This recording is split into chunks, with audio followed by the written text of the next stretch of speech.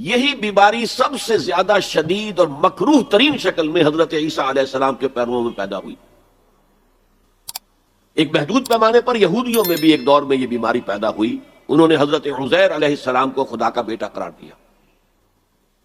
اس کی وجہ میں آپ کو بتا چکا ہوں کہ چونکہ حضرت عزیر کی جو دعوت توبہ تھی اس سے بنی اسرائیل میں ایک اصلاح کا آغاز ہوا، ان کے حالات بدلے، جس کے نتیجے میں اللہ تعالیٰ نے انہیں دوبارہ دنیا کے اندر عزت سے، طاقت سے، قوت سے سرفراز کیا۔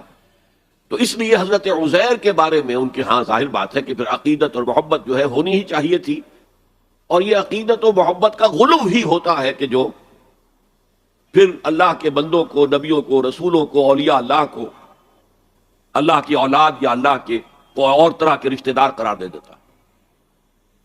لیکن جس کیفیت کے ساتھ اس مرض کا ظہور ہوا ہے عیسائیوں میں، اس کی کوئی مثال دنیا کی تاریخ میں نہیں۔ ان کی تو گمراہی کا عالم یہ کہ وہ کہتے ہیں کہ عیسیٰ اللہ کا صلبی بیٹا ہے، صلبی، اس درجے وضاحت تاکہ کوئی استعارہ نہ سمجھا جائے اس کو۔ اگرچہ انجیل میں حضرت مسیح جب کہتے ہیں میرا آسمانی باپ، تو ساتھ ہی یہ بھی کہتے ہیں میرا اور تمہارا آسمانی باپ، تو یا تو مانو کہ پھر سب اللہ کے بیٹے ہیں۔ یہ باپ استعارے کے طور پر استعمال کیا گیا، جسے والد پالتا ہے، پوستا ہے، اسی طرح اللہ تعالیٰ اپنی اولاد فرمایا ہے، حدیث میں آیا ہے الخلق عیال اللہ، تمام مخلوقات جو ہے اللہ کے کنبے کے مانند ہے، اللہ ان کا پالنے والا، پوسنے والا ہے، اس معنی میں میرا آسمانی باپ، میرا اور تمہارا آسمانی باپ۔ لیکن انہوں نے جو عقیدہ پھر بنایا ہے صلبی بیٹا ہے اللہ کا، یہ انتہا درجے کی اللہ تعالیٰ کی شان میں گستاخی ہے۔ میں نے عرض کیا تھا قرآن مجید میں جتنا غضب اللہ کا، جتنا غصہ اس پر آتا ہے اور کسی طرح کے شرک پہ نہیں آتا۔ سورہ مریم میں فرمایا وَقَالُوا اتَّخَذَ الرَّحْمَنُ وَلَدًا لَقَدْ جِئْتُمْ شَيْئًا إِدًّا تَكَادُ السَّمَاوَاتُ يَتَفَطَّرْنَ مِنْهُ وَتَنشَقُّ الْأَرْضُ وَتَخِرُّ الْجِبَالُ هَدًّا أَن دَعَوْا لِلرَّحْمَنِ وَلَدًا وَمَا يَنبَغِي لِلرَّحْمَنِ أَن يَتَّخِذَ وَلَدًا۔ اگر اس کے لہجے کو آپ سمجھ سکیں، اس میں جو غضب مضمر ہے، چھپا ہوا ہے، اسے پہچان سکیں، کلام کی اگر شناخت ہو۔ وَقَالُوا اتَّخَذَ الرَّحْمَنُ وَلَدًا، انہوں نے کہا رحمان نے کسی کو بیٹا بنایا۔ لَقَدْ جِئْتُمْ شَيْئًا إِدًّا، تم ایک بہت ہی خطرناک، خوفناک، بہت ہی گستاخی والی بات لے کر آئے، اور وہ کتنی بڑی گستاخی ہے اللہ کی جناب میں۔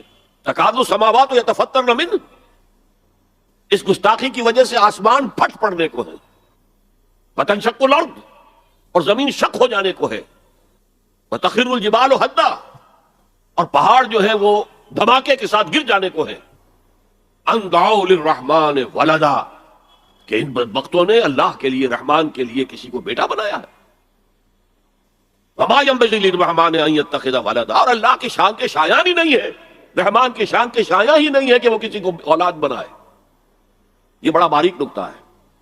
اولاد کی ضرورت تمہیں ہوتی ہے، خواہش تمہیں ہوتی ہے، تمہیں معلوم ہے کہ ہم فانی ہیں، موت آئے گی تو ہمارا تو وجود ختم ہو جائے گا۔ اب اولاد کے ذریعے سے ہمارا ایک معنوی تسلسل برقرار رہے گا، ہمارا نام دنیا میں چلے گا، تو یہ تمہاری ضرورت ہے، رحمان کے شایان شان نہیں۔ وہ تو اس کی شان یہ ہے حی لا یموت ابدا ابدا، کبھی بھی اس کے اوپر موت طاری ہونے والی نہیں ہے، وہ الحی، لہذا اسے کوئی احتیاج ہی نہیں۔ لا ينبغي للرحمن ان يتخذ ولدا، تو یہ شرک کی بدترین صورت ہے۔